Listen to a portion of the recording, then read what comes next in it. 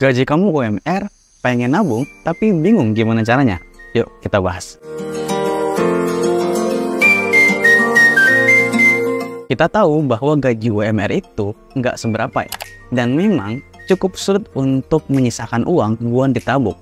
Tapi walaupun sulit, bukan berarti tidak mungkin. Ini dia, tips yang pertama, yaitu bikin rencana budget. Pertama-tama, kamu perlu bikin rencana budget bulanan. Catat semua pengeluaran tetap kayak listrik, air, kos-kosan, dan hal-hal yang penting untuk kamu. Misalnya makan dan juga transportasi.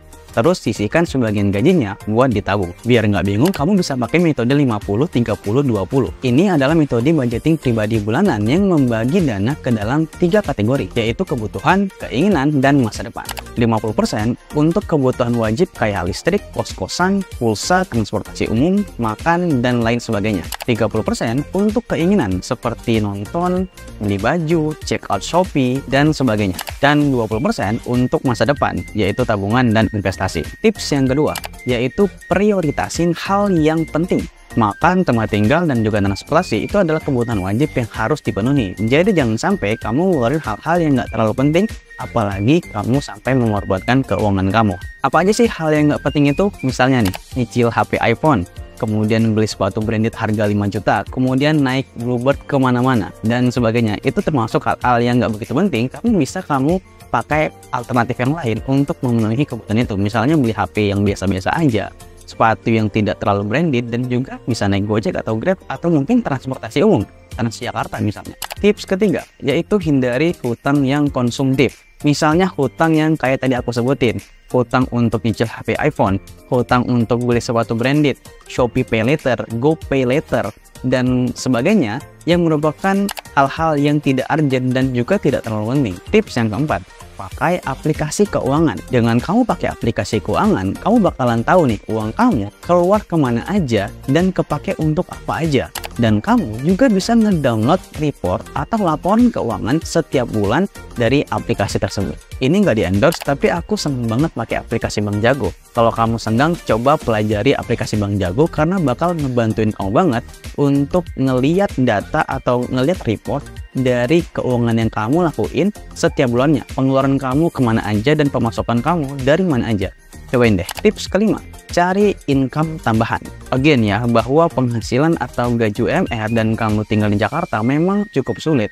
Sehingga kamu perlu maksimalin potensi atau skill yang kamu miliki. Nah, gimana cara mengubah potensi atau skill yang kamu miliki menjadi sebuah penghasilan? Salah satu caranya adalah dengan kerja freelance. Kamu jago ngedit, kamu bisa coba untuk bikin atau buka jasa ngedit buat teman-teman di luaran sana. Kerja freelance ini bikin kamu nggak perlu keluar rumah buat dapetin penghasilan tambahan.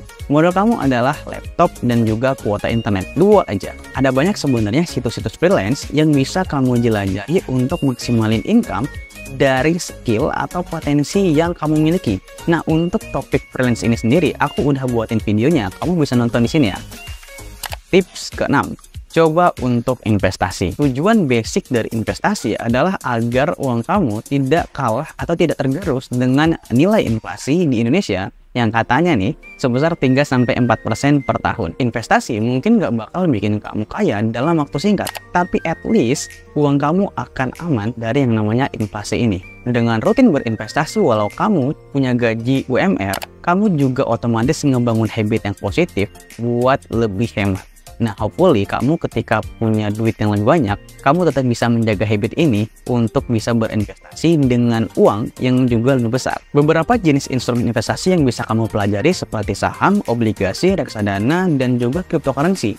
Walau ini cryptocurrency adalah instrumen investasi yang cukup riskan ya, atau high risk. Tapi kalau kamu belum berniat atau belum tertarik untuk berinvestasi di produk keuangan kayak tadi, maka saran terbaikku adalah berinvestasilah ke leher ke atas atau ke pengetahuan. Upgrade skillmu dengan ikut seminar, kemudian kelas online yang ada di internet, belajar bahasa asing kayak bahasa Inggris, bahasa Chinese, sehingga skillmu bisa meningkat dan kamu juga bisa punya chance untuk bisa mendapatkan income lebih banyak lewat skill yang sudah bertambah tadi.